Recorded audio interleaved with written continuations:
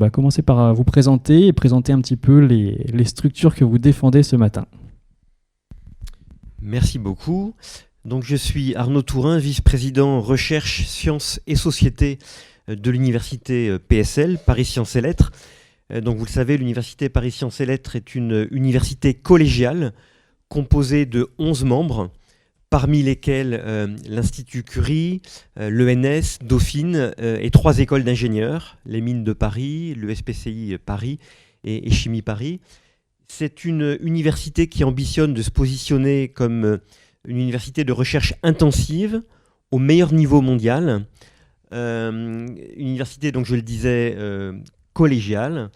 Et l'une des particularités de cette université est que nous sélectionnons l'ensemble de nos étudiants et nous les formons au plus près de la recherche en train de se faire. Ce qui nous a conduit à organiser notre offre de formation au niveau master et doctorat en programmes gradués, 18 programmes gradués en l'occurrence, qui s'inspirent des graduate schools tels qu'on peut les rencontrer dans la plupart des grandes universités dans le monde. Et ce, dans une logique de continuité master-doctorat. Et la plupart de ces programmes gradués sont plutôt disciplinaires. Vous en avez en physique, en chimie, en biologie, en informatique, en économie et j'en passe. Et le fait est que c'est une des marques de fabrique de l'université PSL que de former nos étudiants au meilleur niveau dans une discipline cœur. Mais parallèlement, nous avons évidemment bien conscience que pour donner à nos futurs diplômés les clés pour avoir de l'impact dans le monde complexe dans lequel nous vivons, il faut aussi les ouvrir à d'autres disciplines.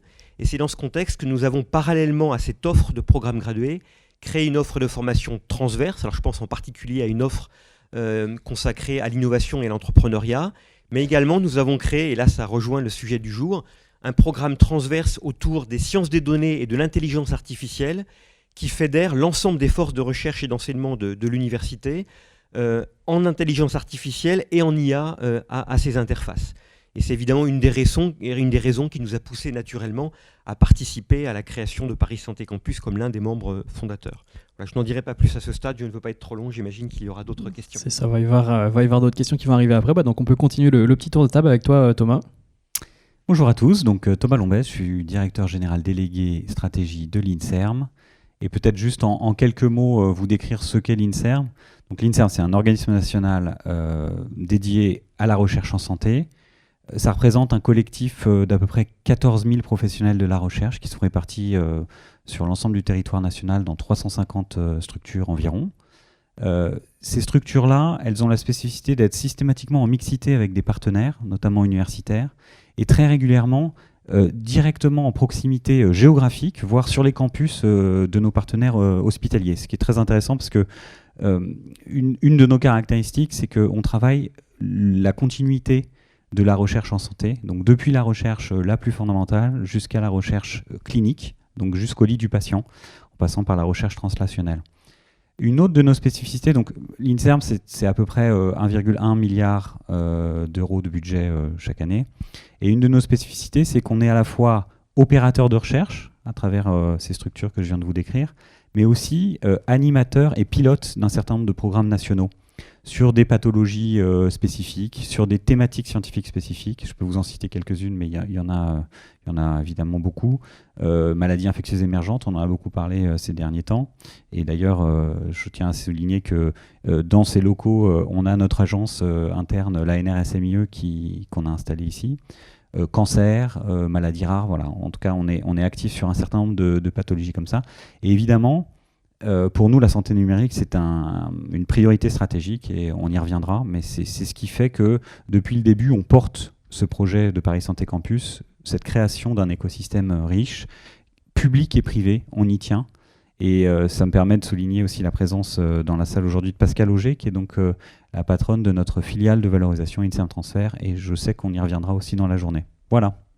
Complètement, on peut continuer ce petit tour de table. Oui, alors je suis Philippe Gesnon, je travaille pour INRIA depuis 2009 et je suis responsable du programme santé numérique à INRIA. Alors nous sommes un peu moins connus que INSERM, mais on est comparable par notre statut. Nous sommes également un EPST et nous sommes dédiés essentiellement aux sciences du numérique, donc informatique et mathématiques appliquées.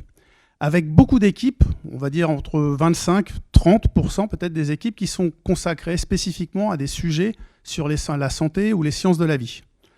Après, vous allez trouver aussi beaucoup d'autres équipes qui vont développer des briques fondamentales, des outils mathématiques qui vont trouver des applications.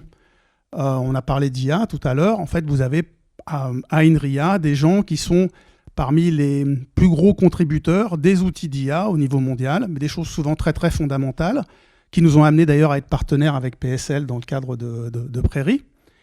Et à ces sujets-là, donc c'est vrai qu'on est peut-être un peu dans l'ombre, mais dans beaucoup d'outils que vous utilisez tous les jours, quelque part, il y a eu un papier INRIA, ou il y a eu un algo, ou il y a eu un bout de code qui fait que peut-être quand on filtre le son aujourd'hui, ou alors la manière dont on affiche ici les cristaux liquides, non, c'est plus des cristaux liquides d'ailleurs, c'est des LED, pardon. Voilà, donc ça, bon, pardonnez, j'ai un certain âge déjà. Et donc, c'est tout naturellement, en tout cas, la santé pour nous est vraiment un défi. C'est intéressant parce que ce sont des choses compliquées. Le vivant reste compliqué à modéliser, reste compliqué à prédire. Et donc, c'est pour nous donc un axe majeur en termes de recherche fondamentale, mais également, de par notre constitution, nous avons une double tutelle avec le ministère de l'Industrie, le ministère de la Recherche. L'impact est pour nous essentiel. Donc, on va travailler à tous les niveaux de développement, comme on dit, les TRL bas, jusqu'à aller assez loin dans l'application et les produits. Et dans le domaine du logiciel, ça peut aller très, très vite.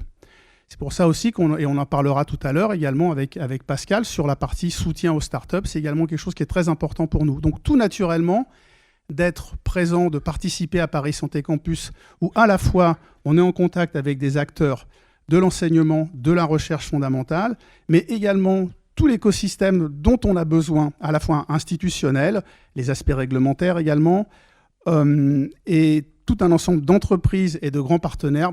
C'est un endroit où on ne pouvait pas ne pas être. Et bon, on en parlera peut-être tout à l'heure, mais ça reste très bouillonnant, très intéressant pour nous. Et si parfois c'est compliqué, mais c'est tant mieux, c'est un problème de riche parce qu'on a tous envie de faire des choses ici, donc c'est très très bien. Voilà, merci. Merci beaucoup Philippe. À toi Olivier. Bonjour à tous, donc je suis Olivier Nogent, directeur des affaires scientifiques du groupe Servier. Vous savez que notre métier c'est le médicament.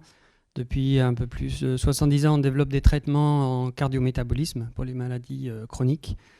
Plus récemment, on investit beaucoup dans les traitements contre le cancer. C'est maintenant plus de 50% de notre investissement en R&D. Et puis également, dans une logique de maladies rares, on investit aussi des recherches sur les maladies immuno-inflammatoires. Le groupe Servier, ce que vous savez aussi, c'est qu'on est très implanté en France. 75% de notre travail de R&D se fait sur le territoire français. On a notre nouveau site de R&D implanté à Paris-Saclay, dont on est très fiers parce que c'est non seulement un très beau bâtiment, mais ça a été aussi l'occasion de regrouper les 1500 collaborateurs qui sont en France en R&D. On a aussi une empreinte industrielle.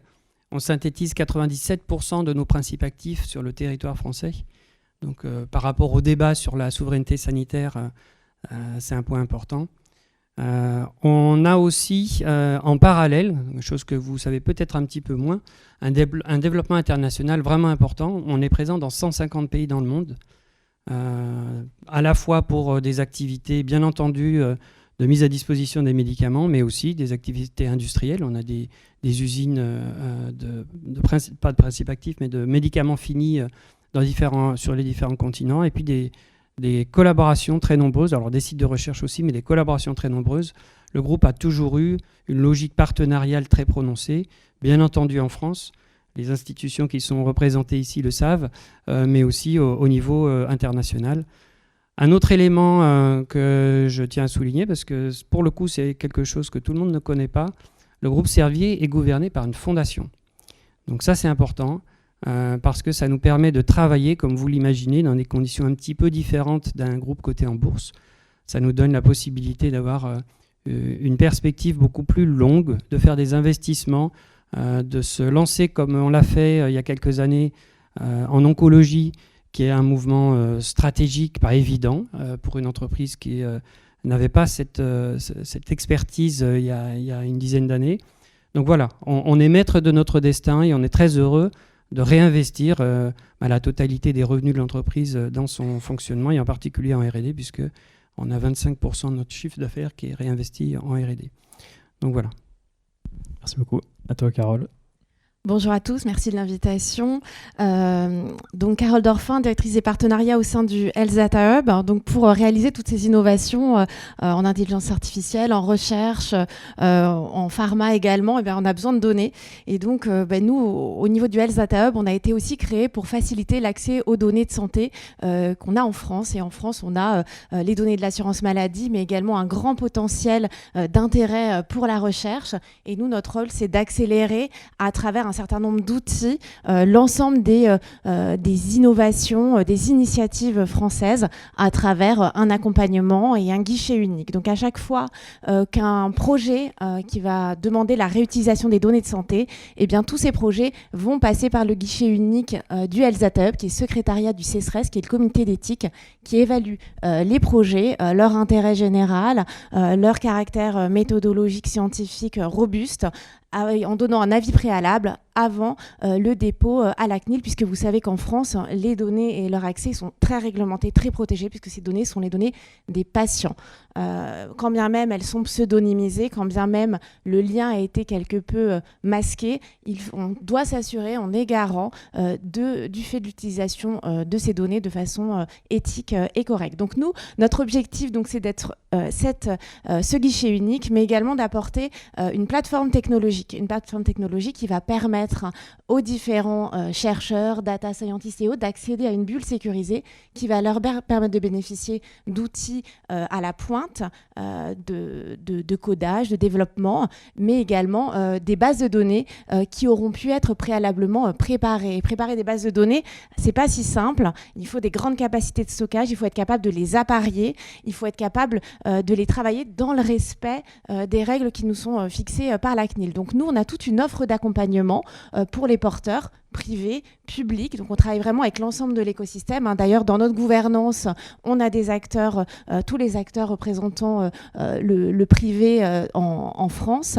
Et également, dans notre conseil scientifique, nous avons des industriels. Donc on travaille vraiment avec l'ensemble de cet écosystème, avec à peu près un tiers de nos projets qui sont impliqués avec des consortiums mêlant privé-public, privé-privé. À partir du moment où on a des projets d'intérêt généraux, on les accompagne de notre côté. Et donc, on est ravis d'être à Paris Santé Campus parce que c'est évidemment un endroit où on peut échanger et rencontrer différentes expertises. On est là pour transmettre et accompagner l'écosystème avec des offres de formation à destination notamment des startups. Et également, je dirais, à l'inverse, être un peu caisse de résonance de vos besoins.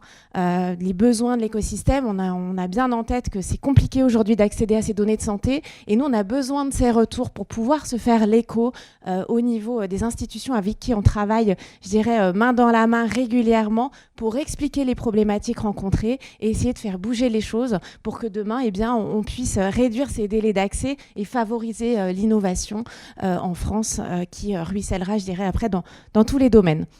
Voilà. Merci beaucoup, Carole. Je ne sais pas si tu veux te représenter, Antoine. Tu peux dire un petit mot, mais je crois que tout le monde te connaît. Oui, je ne vais pas faire une deuxième dose. Simplement, peut-être préciser, et je l'ai dit tout à l'heure, Paris Santé Campus a des membres fondateurs. Donc, nos 5 grandes institutions, certaines sont autour de la table. On rajoute l'Agence du numérique en santé qui est installée juste derrière.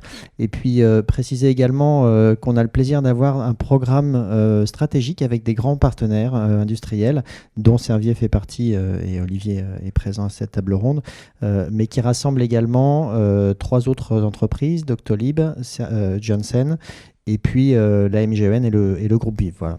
Et puis on travaille évidemment à élargir ce groupe de grands partenaires. L'idée est d'avoir des grands interlocuteurs sur chacun des grands sujets de la santé pour pouvoir les travailler ensemble vraiment dans la perspective d'une réflexion stratégique. Donc, comme vous pouvez le voir, il y a beaucoup de monde à Paris Santé Campus, mais une grosse question que je me suis posée en préparant cette table ronde, c'est justement pourquoi vous avez eu envie de rejoindre l'aventure Paris Santé Campus. Donc on va refaire le tour dans l'autre sens. N'hésite pas, vas-y. Tu peux commencer si tu veux, il n'y a pas de souci.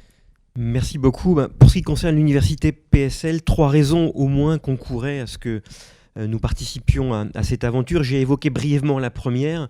C'est le fait que nous disposons au sein de l'université de recherche des forces de recherche assez exceptionnelles, en intelligence artificielle, en sciences des données. Quand je dis nous, c'est évidemment avec l'INRIA, le CNRS et l'INSERM qui participent à la gouvernance de l'université et qui mettent des moyens importants dans nos laboratoires. Je pense en particulier à l'INRIA qui, je crois, a à peu près un tiers de ses forces parisiennes au département informatique de l'ENS, si je ne dis pas de bêtises.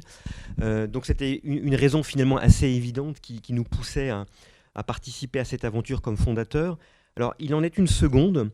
L'université PSL couvre un très large spectre de disciplines, depuis les sciences de la nature jusqu'aux arts, en passant par les sciences de l'ingénieur, les mathématiques, l'informatique, les sciences sociales ou encore les humanités. Par contre, nous ne disposons pas de secteur médical en tant que tel, nous n'avons pas de CHU, et donc notre stratégie, c'est de mettre la santé au cœur de nos stratégies de recherche, mais avec l'idée de mettre toutes les sciences au service de la santé.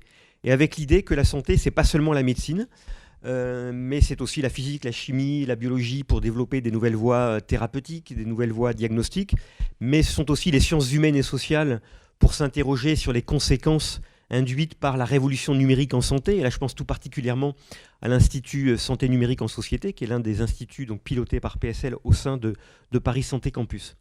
Donc c'était la deuxième raison, et il y en est au moins une troisième, c'est que nous avons au sein de l'université PSL une culture très forte de l'innovation, un goût du partenariat avec les entreprises qui remonte pour certains de nos établissements composantes à très loin. Je pense notamment à l'ESPCI Paris qui m'est cher puisque j'y suis professeur en physique et que j'y ai dirigé pendant une dizaine d'années un laboratoire, l'Institut Langevin, qui est dédié à la physique des ondes et à ses applications, et en particulier à ses applications en médecine et en biologie.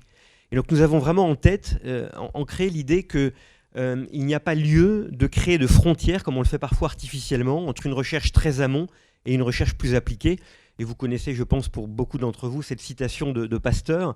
Il n'y a pas d'un côté la recherche fondamentale et de l'autre la recherche appliquée. Il y a la recherche et les fruits qui en découlent, unis l'une à l'autre, comme le fruit est uni à la branche de l'arbre qu'il a porté. Et donc ça, c'est vraiment une idée qui est très ancrée dans l'université PSL et ses établissements. Et donc, c'était une troisième raison qui nous poussait assez naturellement à participer à cette aventure. Je crois qu'on a la tirade de la matinée. Très très bien dit.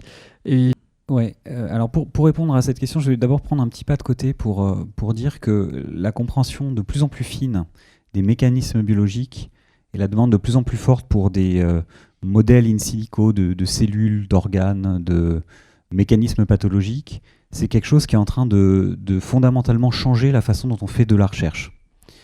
Et donc ça justifie que ce qu'on appelle santé numérique, qui recouvre évidemment un concept très très large, c'est pour nous une priorité.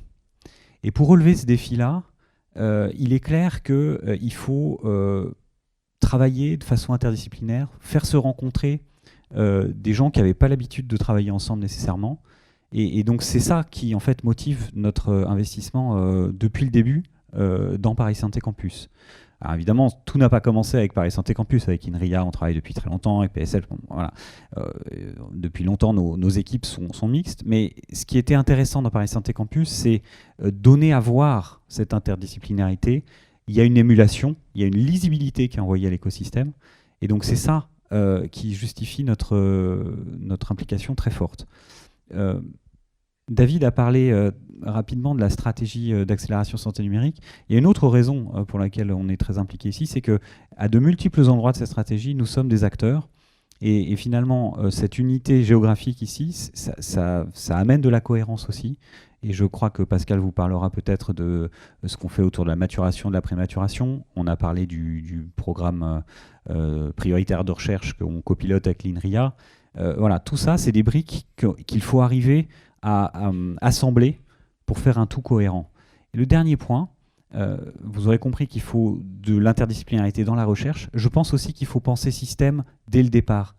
Donc ne pas penser la recherche sans penser en même temps l'innovation, la régulation, l'accès aux données, etc. Et je crois qu'on a une opportunité ici de faire filière, en fait, de pouvoir construire du consensus entre nous pour porter des messages forts et pouvoir travailler l'attractivité de notre pays et rendre visible Paris Santé Campus à l'international aussi. Je crois que c'est un enjeu et qu'ensemble, on peut travailler à ce défi-là. Voilà. En effet, je crois que c'est un enjeu dont nous parlera rapidement Antoine tout à l'heure sur l'ambition internationale. Et de ton côté, Philippe, pour l'INRIA, qu'est-ce qui vous a vraiment motivé à intégrer cet écosystème? Déjà, je vais faire un peu une pirouette. Vous savez que quand on programme, généralement, on inclut des librairies en tête du programme, tout ça. Donc là, je vais donc inclure immédiatement le discours à la fois de mes prédécesseurs.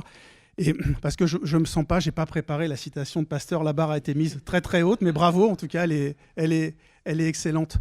Nous, on fait un peu le chemin inverse, c'est-à-dire nous sommes un institut du numérique et la santé, pour nous, est une priorité. Ça fait donc de nombreuses années, bien sûr, qu'on a des collaborations, mais ça reste difficile, malgré beaucoup d'investissements, d'arriver à augmenter notre surface de contact. C'est-à-dire que je me rappelle, par exemple, avec Nora, des réunions chez Medicine il y a 10 ans. Les gens disaient « INRIA, vous faites quoi ?»« Ah, du numérique en santé. »« Ah oui, mais le numérique, on connaît, on a Excel, tout ça. » Bon. Donc, ça reste très, très compliqué. Et donc, toute initiative, tout ce qui peut nous aider de contribuer justement à ce système que l'on veut construire est la bienvenue. Donc, d'avoir un lieu totem où on peut travailler ensemble, qui nous permet d'incarner, qui nous permet d'être visible, mais visible, pas simplement pour montrer qu'on fait des belles choses, qu'on fait tous des choses très très bien, mais c'est qu'elle puisse contribuer à avoir un impact. C'est une grande facilité, en fait, c'est un outil, un grand facilitateur. En tout cas, c'est comme ça que nous voyons Paris Santé Campus pour remplir nos objectifs d'INRIA, bien sûr, mais les objectifs collectifs. Voilà. Grosse question pour toi aussi, Olivier, mais vous plutôt du côté grand partenaire, qu'est-ce qui a motivé Servier à rejoindre Paris Santé Campus? Il y a une raison très forte, c'est qu'on a un très gros problème à résoudre, qui n'est pas spécifique à Servier, qui est commun à l'ensemble de l'industrie pharmaceutique. Il ne vous aura pas échappé que les effets, les bénéfices des traitements thérapeutiques sont jamais aussi bons dans les études cliniques sont jamais aussi bons dans la vraie vie plutôt que dans les études cliniques. Donc ça, évidemment, tout le monde intuitivement comprend que c'est dû à la proximité qu'on a avec le patient au cours des études cliniques, au fait que les conditions sont extrêmement bien contrôlées, que le patient est vu de façon très régulière par le personnel soignant. Et comme il n'y a pas tout cet environnement dans la vraie vie, il y a des effets qui ne sont pas du tout les effets attendus. J'ai appris une stat il n'y a pas très longtemps qui m'a marqué. Il y a la moitié des patients qui souffrent d'une maladie cardiaque ou d'une maladie métabolique qui ne prennent pas leur traitement. Donc dans ces conditions, c'est un petit peu difficile de les aider et d'avoir un effet de régression de leur pathologie. Bien entendu, il y a énormément d'explications à ça. C'est des maladies qui, pour la plupart, sont asymptomatiques jusqu'à un certain moment. Et donc, voilà, il y a ce biais qui existe. Et on est à la recherche de solutions, au-delà du médicament, pour accompagner les patients, pour créer une coalition entre le patient, le personnel soignant et le traitement qui est mis à disposition du patient, de façon à ce que l'efficacité thérapeutique soit augmentée. Donc voilà pourquoi on est à Paris Santé Campus. Je disais en introduction, notre métier, c'est le médicament. On n'a ni la compétence ni la prétention de faire de la médecine numérique. Et donc Paris Santé Campus est l'endroit idéal pour être dans un écosystème qui permet d'avoir accès à des solutions de suivi à domicile, à des solutions aussi plus proches de nos activités pour faire des études cliniques décentralisées, pour éviter les allers-retours à l'hôpital et quelque part faire des études cliniques qui sont un petit peu intermédiaires entre le milieu hospitalier et puis le patient qui est seul chez lui. Il n'est plus seul chez lui, il est accompagné. Ça correspond aussi à une évolution de notre société. La médecine paternaliste, c'est fini depuis longtemps. Les patients, ils s'investissent dans leur traitement, dans la compréhension de leur pathologie. Donc voilà, il y a énormément d'éléments qui font qu'il est crucial pour Servier et pour d'autres industries pharma d'être présent et d'être au contact de ce savoir-faire en termes de dispositifs médicaux, en termes de médecine numérique et d'accompagner le patient dans son parcours au-delà du médicament, bien entendu. Et la même chose du coup pour toi aussi, Carole, pourquoi vous avez voulu rejoindre le Paris Santé Campus? Merci pour la question. Du coup, effectivement, comme je disais, le Health Data Hub est une institution à destination proposant un service pour l'écosystème de santé français. Et donc, pour nous, c'était une évidence de rejoindre Paris Santé Campus avec sa foisonnance, on va dire, de start-up qui sont présentes, avec qui on va pouvoir transmettre, accompagner, mettre les mains aussi dans le cambouis, construire notre offre de service pour répondre aux besoins d'accès aux données de santé, répondre aux besoins de formation. Donc, on a mis en place un certain nombre de formations à destination de ces startups, avec la connaissance des différentes démarches réglementaires, avec la connaissance de notre plateforme technologique et également des différentes données qui sont présentes, notamment dans le système national des données de santé. Donc, on a besoin de faire de la pédagogie, être ici à domicile, on va dire, avec ces startups et fournir cette offre. Ça nous permet de répondre déjà à notre mission qui est d'accompagner une partie de l'écosystème.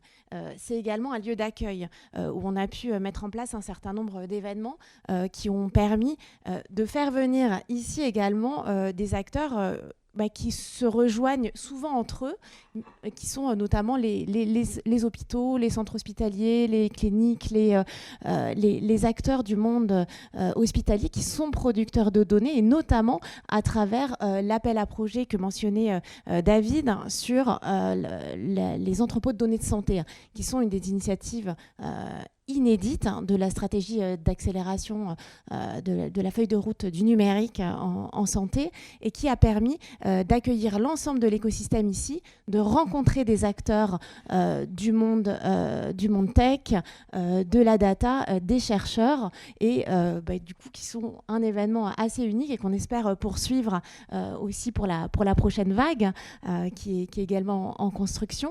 On a également mis en place un certain nombre d'événements, notamment avec un Startup Connect le 29 juin dernier, où on a eu plus d'une centaine de startups qui ont permis, là encore pour nous, d'être à l'écoute de l'écosystème, de comprendre les besoins et de pouvoir, nous, intégrer ces besoins dans notre feuille de route pour mieux servir. Donc être ici, c'est être finalement à l'écoute de l'écosystème, travailler main dans la main avec nos collègues de l'INRIA, de l'INSERM, de l'Université PSL et puis des grands partenaires également, pour mieux comprendre, mieux saisir et être au plus proche du terrain dans la construction de notre offre, puisqu'on est encore une institution assez jeune.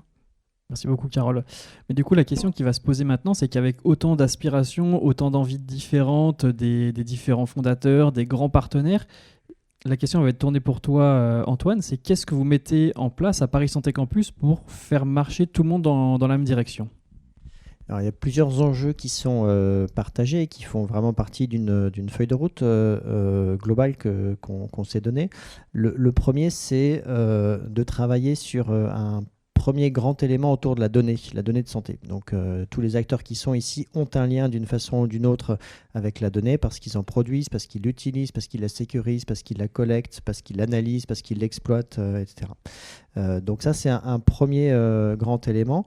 Le deuxième grand élément, c'est de travailler sur les compétences et les métiers. Et on ne peut pas penser le déploiement rapide, en tout cas c'est l'ambition du numérique pour la santé dans un pays comme la France, si on n'imagine pas la façon non seulement de former aux compétences du numérique, mais surtout d'être en veille permanente et en anticipation des nouvelles compétences qui seront nécessaires demain.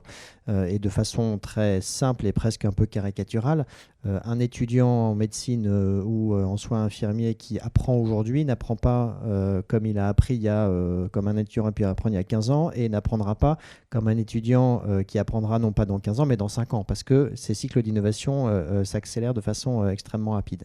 Et donc ça, c'est un impact très direct, et l'importance d'avoir une université comme membre fondateur de Paris Santé Campus, elle est essentielle, et d'autant plus, au-delà de l'excellence qu'a bien décrit Arnaud tout à l'heure et que vous connaissez de PSL, que cette université amène les compétences complémentaires qui ne sont aujourd'hui pas forcément présentes, notamment chez les étudiants qui apprennent la santé.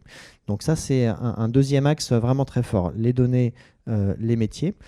Et puis après, ce qui est intéressant, c'est que le fait d'avoir l'ensemble de ces acteurs sur le site, ça permet à la fois pour eux de travailler des projets spécifiques, et c'est important, chacun des laboratoires, chacune des équipes qui sont présentes, chacune des startups développe ses propres projets, mais d'avoir du temps également pour enrichir ses propres projets avec les interactions avec les autres acteurs, et puis développer des projets en commun. Donc l'essentiel de notre activité, une fois qu'on a mis le site en place, ce qui est le cas maintenant, c'est d'arriver à proposer des contenus d'interaction qui permettent à chacun de se rencontrer et d'avoir quelque chose qui permet à tous d'échanger et puis ensuite d'avoir des contenus spécifiques pour des chercheurs, pour des étudiants, pour certaines startups, etc. Donc c'est ce que nous travaillons aujourd'hui dans des programmes d'accompagnement. D'un côté, des feuilles de route scientifiques, de l'autre, des programmes d'accompagnement dédiés aux startups en fonction de leur niveau de maturité et de leurs besoins, avec cette logique justement d'arriver à créer de la valeur dans les complémentarités. Et puis peut-être pour terminer de répondre à cette question, trois éléments. On a abordé un petit peu le dernier, mais je voudrais revenir dessus. Le premier, c'est l'idée évidemment de progresser sur la connaissance, la compréhension de tous les impacts de la donnée de santé. Donc ça, on en a parlé largement. On connaît les enjeux, on connaît parfois les difficultés, et donc on se met tous ensemble pour essayer de résoudre ces points-là.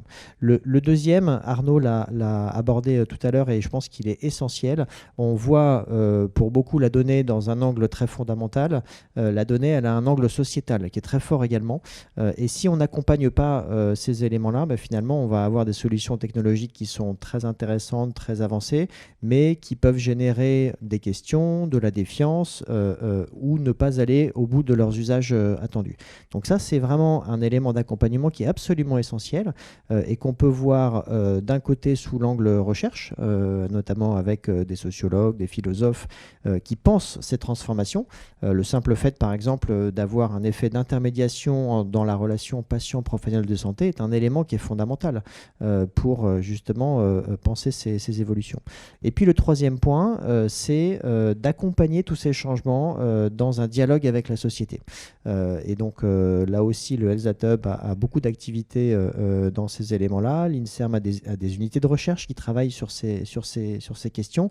Les philosophes de l'université PSL nous accompagnent également pour imaginer comment est-ce qu'on va pouvoir interagir avec la société, informer, expliquer, recueillir des choix, des positions et être capable de déterminer ensemble, et là je me place vraiment comme citoyen, des choix importants sur l'utilisation de ces outils pour faire en sorte que, un, tout le monde ait conscience du potentiel de ces éléments, et deux, qu'on arrive là aussi, et c'est un élément important, à coordonner la vitesse des cycles d'innovation et la vitesse des cycles d'appropriation, qui sera forcément un petit peu plus lente parce qu'on est dans des organisations qui sont complexes, humaines, etc., mais qu'on ne doit pas trop décorréler, parce que sinon on va se retrouver en fait avec deux cycles qui tournent de façon complètement étanche, un cycle d'innovation technologique très fort, et puis une appropriation sociétale qui se ralentit et qui du coup génère de la défiance. Donc c'est ça qu'on essaye de résoudre au quotidien. Ça fait plusieurs équations mais qui sont passionnantes, et je crois que c'est la compréhension partagée de ces objectifs et de ces ambitions qui fait aussi notre capacité à les résoudre collectivement. Super, merci beaucoup. C'est vrai que je ne savais même pas qu'il y avait des sociologues, des philosophes qui étaient impliqués. C'est une chose que j'apprends aujourd'hui, donc je trouve ça qui est hyper intéressant. Et une petite dernière grande question pour finir cette table ronde, plutôt perspective. Comment chaque acteur, chaque membre fondateur, chaque grand partenaire va pouvoir mesurer finalement l'impact des partenariats à terme ? Merci beaucoup. Alors, je rebondirai sur ce qu'Antoine vient de dire, c'est-à-dire que nous entrons vraiment dans une phase où des synergies fortes sont en train de naître entre les instituts et les startups et l'hôtel d'entreprise, puisqu'au fond, Paris Santé Campus est une institution, somme toute, encore assez jeune, qui a été inaugurée en décembre 2021. Le dernier institut à avoir emménagé, l'Institut physique pour la médecine, je crois que c'était décembre 2022.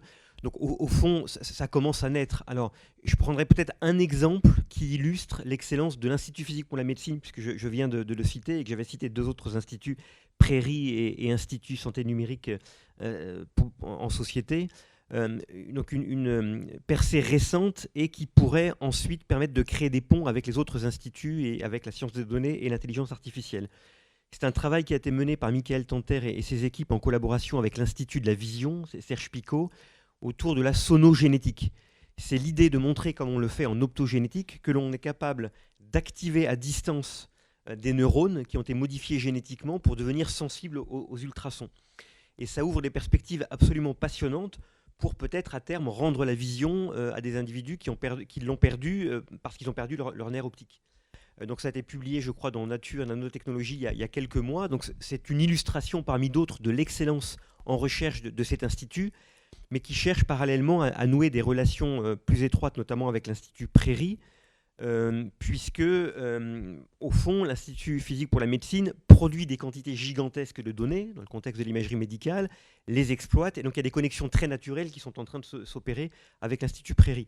Alors pour prendre un deuxième exemple de l'Institut physique pour la médecine, qui a contribué il y a quelques années à créer une société qui s'appelle CardiaWave dans le domaine de la thérapie cardiaque pour soigner la sténose aortique et pour assouplir les valves cardiaques lorsque des calcifications commencent à y naître.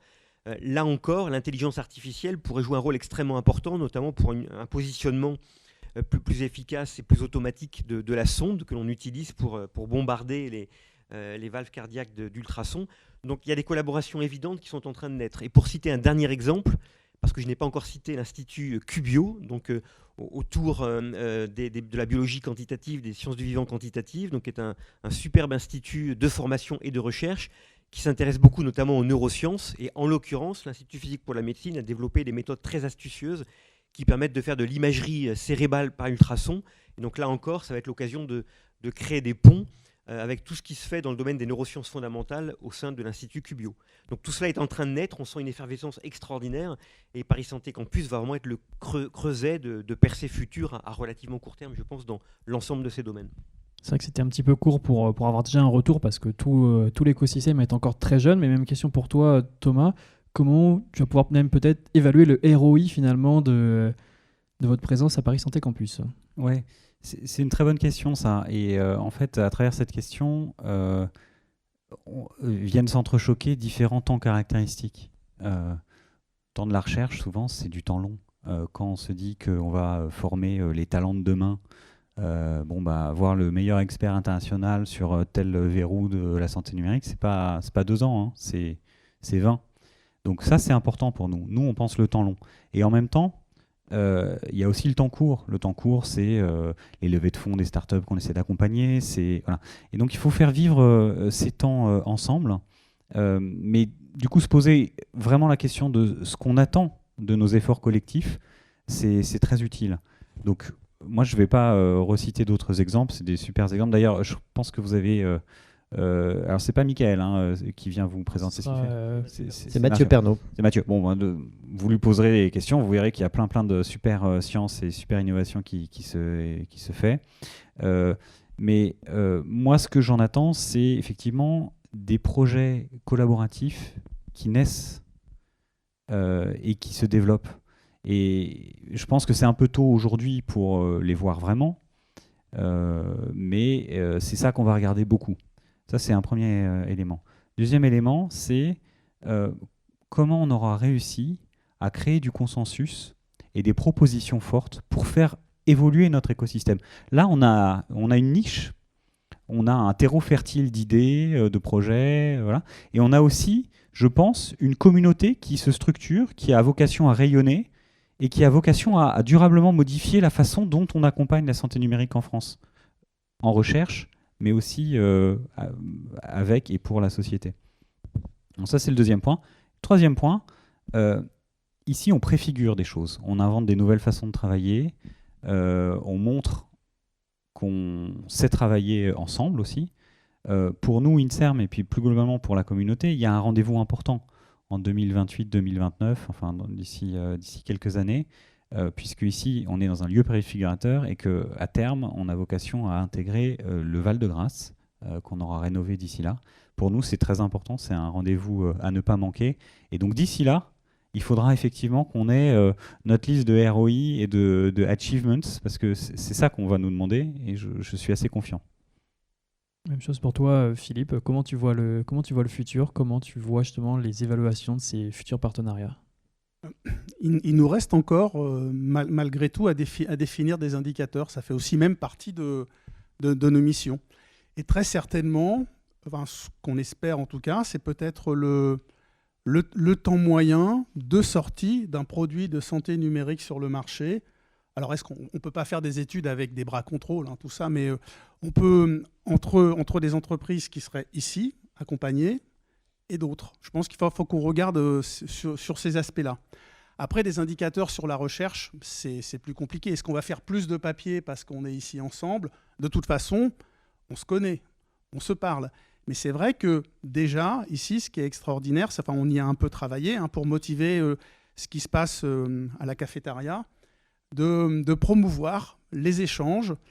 Et on voit bien qu'il y a un intérêt, il y a une curiosité de toutes les équipes de recherche. Il y a des collègues qui m'ont dit, tiens, il y a des sociologues, j'en vois un dans la salle d'ailleurs. C'est super intéressant ce qu'ils font. Hier, on a eu une discussion justement sur des propositions pour certains de leurs collègues qui travaillent sur l'historique des entrepôts de données de santé. Parce qu'il y a déjà un historique, par exemple. Donc, c'est des choses extrêmement intéressantes dont on peut apprendre. Et il y a vraiment un enrichissement. Donc, comment le quantifier? Ce n'est pas simple. Mais je pense qu'il va certainement en sortir des nouveaux types de publis. Ça va être super intéressant.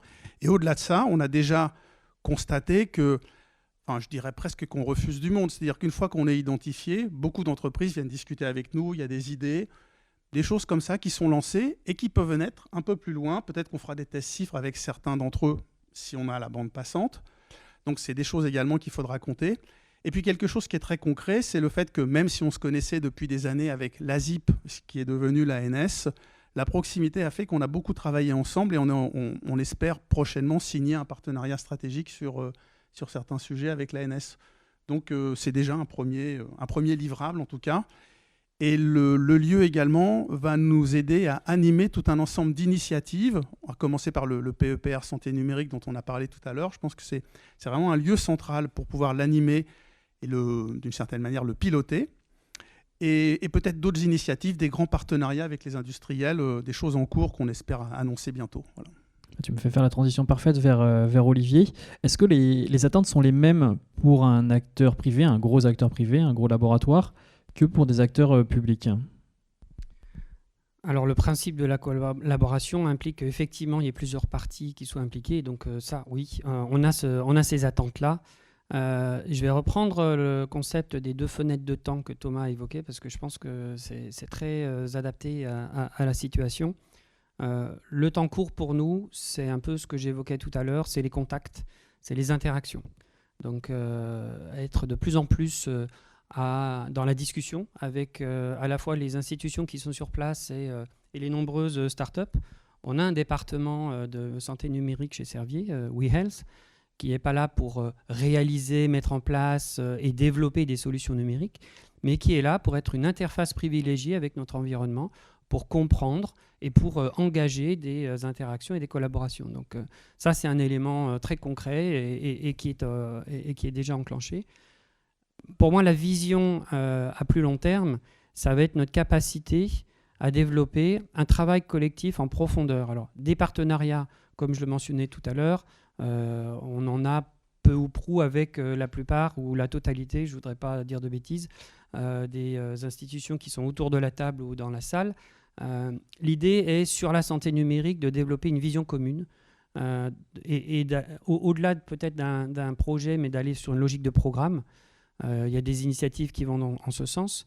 On a accompagné la création, juste avant l'été, d'une association qui permet justement de joindre à la fois les industriels et les académiques sur les questions de l'application de l'IA en drug discovery, FEDERED. Et d'ailleurs, le lancement s'est fait dans ces locaux. Donc voilà, trouver des forums et des modalités et peut-être des choses aussi simples que de se rencontrer et discuter, de façon à travailler ensemble sur le long terme. C'est vraiment à dessein que je mentionnais et que je rappelais tout à l'heure que le groupe Servier est gouverné par une fondation.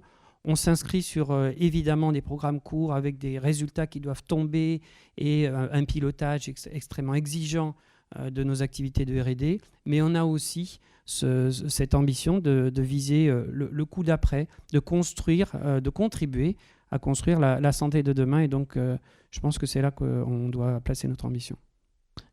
Et pour toi, Carole, pour le HDH, c'est quoi le coup d'après, justement ?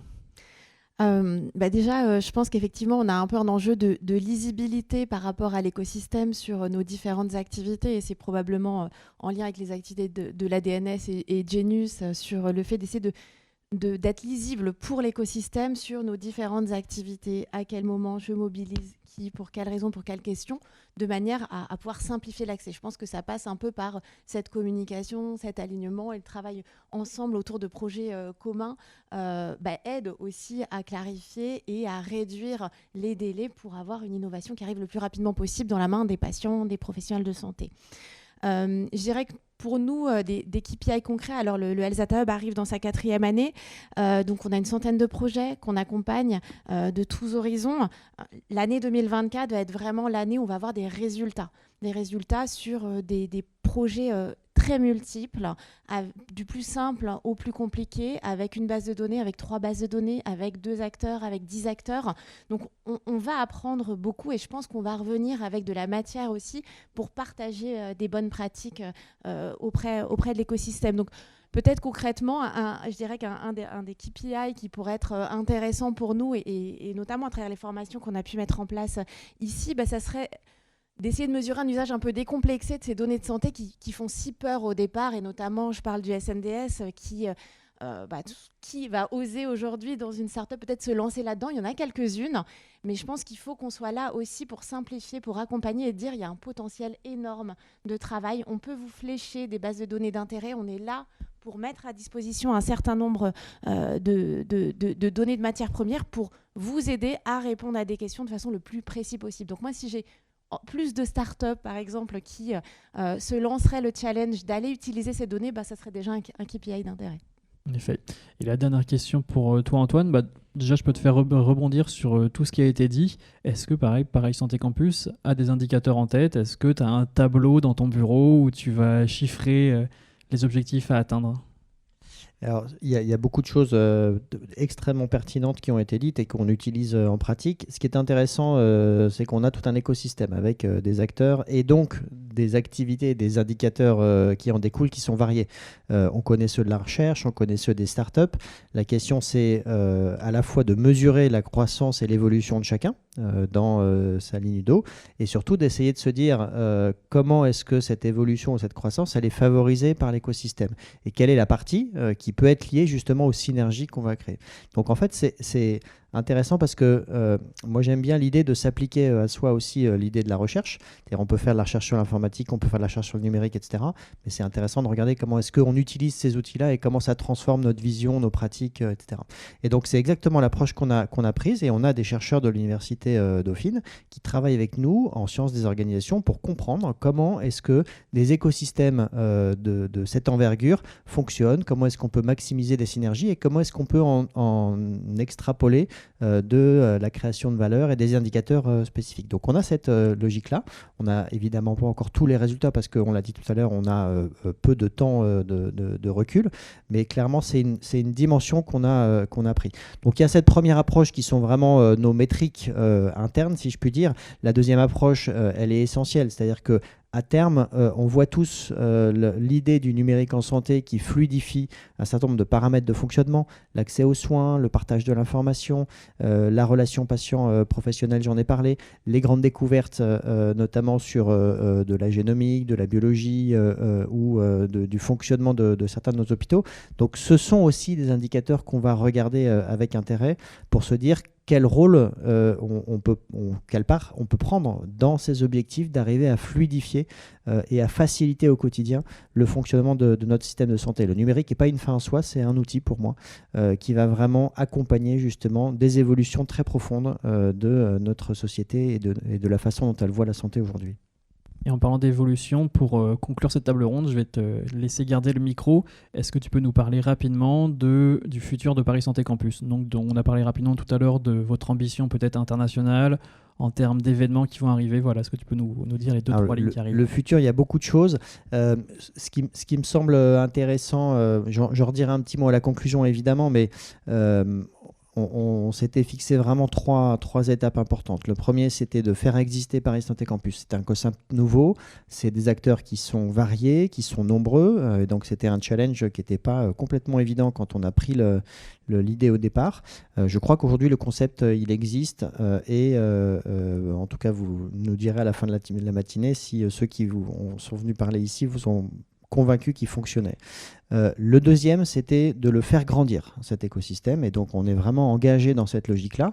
Amener du contenu, des programmes, de la valeur à chacun des acteurs qui est ici et faire en sorte que ses activités, son expertise, son réseau, ses découvertes, ses produits pour les startups, etc., puissent grandir et servir l'impact et les ambitions qui sont portées. Et puis, le troisième, c'était de le faire rayonner. Et donc, on est là dans la logique vraiment de l'export à l'international. Cet écosystème, il rayonnera parce que chacun des acteurs y crée de la valeur et crée plus de valeur que s'il était seul dans son coin. Donc c'est vraiment ça qui conclut finalement la discussion qu'on vient d'avoir sur les évaluations des synergies. Et donc pour le faire rayonner, c'est aussi le positionner au meilleur niveau international parce qu'il crée de la recherche d'excellence. Arnaud en a parlé tout à l'heure et les chercheurs qui sont présents ici incarnent parfaitement ça.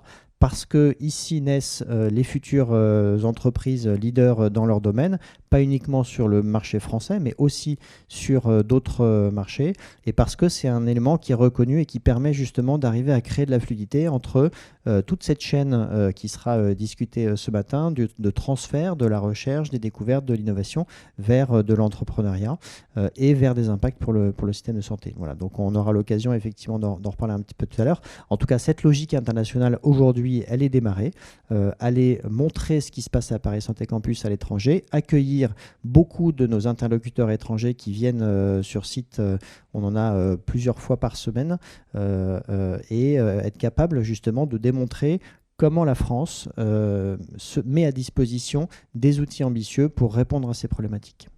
Merci beaucoup Antoine et merci beaucoup à tous d'avoir participé à cette première table ronde. Je ne sais pas s'il y a des questions dans la salle.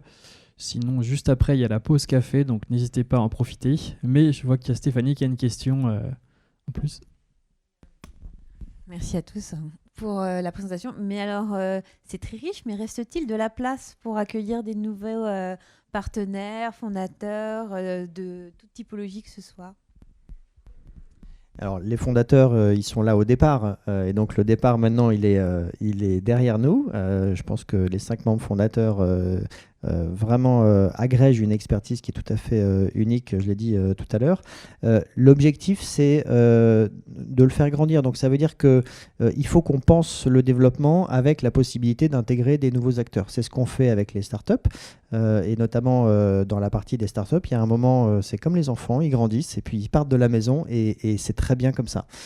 Et donc, notre objectif, c'est que les startups qui arrivent ici avec 2, 4, 6 postes ou 6 personnes au démarrage, eh ben, elles puissent grandir, qu'elles réussissent à remplir un certain nombre de défis de développement de produits, d'accès au marché, de régulation, de certification, etc. Et puis qu'un jour, elles puissent embaucher 15 personnes parce que le produit a bien marché, les marchés s'ouvrent à l'étranger, etc. Et à un moment qu'on se dise, vous êtes maintenant trop grand pour Paris Santé Campus et vous allez continuer votre développement. Et la réalité, c'est que même si on est jeune, on a déjà des startups qui ont fait ce chemin-là et on est très, très fiers de ça, de les avoir accompagnés, soit parce qu'elles ont fait des levées de fonds et qu'elles se sont mises à recruter 15, 20, 30 personnes pour se développer, soit parce qu'elles ont été aussi rachetées par des grands acteurs pour développer leurs activités. Et c'est un peu la logique dont parlait Olivier tout à l'heure, d'avoir des stratégies d'open innovation pour certains acteurs qui sont ici. Donc ça veut dire qu'il y a du turnover, donc il y a des acteurs qui arrivent et puis il y a des acteurs qui s'en vont. Et quand il y a des acteurs qui s'en vont, ce qui est important pour nous, c'est de garder un lien. Et donc on a dès le départ lancé une stratégie d'alumni. Donc les startups qui sont passées ici rentrent à Paris Santé Campus, se développent et puis quand elles sortent, elles restent des alumni dans le réseau Paris Santé Campus. Et demain, on espère que, comme certains grands acteurs qu'on attendait comme start-up et qui sont aujourd'hui déjà grands partenaires comme Doctolib ou les grands industriels, elles puissent revenir aider ceux qui seront plus jeunes dans 2 ans, dans 5 ans ou quand on sera au Val-de-Grâce pour être vraiment dans cet écrin d'écosystème autour du numérique en santé. Donc il y a de la place et puis ça tourne et c'est ça qui est très intéressant. Une autre petite question de la part de Marc. Oui, j'avais une question, alors peut-être un peu naïve, mais finalement, la façon dont tout a été présenté, donc on a effectivement vraiment l'impression qu'il y a effectivement une grande diversité d'acteurs qui coexistent dans ces lieux. Mais finalement, vous n'avez peut-être pas suffisamment fait ressortir peut-être une démarche proactive qui renforcerait en fait ces interfaces, ces synergies entre les différents acteurs. Est-ce qu'il y a, je ne sais pas, des stratégies bac à sable, des mobilisations en fait effectivement et des sollicitations des différents acteurs pour que effectivement ils réfléchissent ensemble sur des stratégies d'interface en fait. Alors oui, il y en a. 1 heure, c'était court pour développer tous ces éléments-là, mais c'est parfaitement la logique. Je pense que le plus impactant, c'est que ceux qui sont vraiment au quotidien sur ces sujets-là vous en parlent, mais je pourrais prendre l'exemple, Philippe, par exemple, de ce qui s'est monté autour du NLP, par exemple. Il y a des groupes thématiques qui rassemblent de façon vraiment très transversale les acteurs autour d'une thématique. Donc le NLP, c'est ce qu'on appelle le traitement automatisé du langage, mais assez rapidement, on a vu qu'il y avait des chercheurs, des entreprises, des startups, des institutions qui étaient intéressées autour de ce sujet. Ils sont venus nous voir en nous disant comment est-ce qu'on peut créer un espace d'échange, de travail commun. On a mis à disposition des outils, chacun s'en est emparé, et puis maintenant c'est quelque chose qui fonctionne de façon récurrente. Il y a une dynamique qui s'est mise en place également à l'échelle des chercheurs, avec les jeunes chercheurs qui ont des moments là aussi d'échange entre les instituts de recherche, de partage de projets un peu façon lab meeting, etc. Et là aussi c'est des initiatives vraiment des laboratoires qui se regroupent. Et puis, on a, nous aussi, tout un programme d'animation qui permet, avec des événements, des réflexions thématiques, des conférences, des moments de petit déjeuner, des after-work, etc., de faire en sorte que, si la sérendipité est importante, 95% de ce qui va se produire ici est vraiment voulu et sollicité. Et puis, on laisse quand même 5% pour la machine à café ou la cafétéria que mentionnait Philippe tout à l'heure. Mais je ne sais pas si vous voulez compléter sur ces sujets.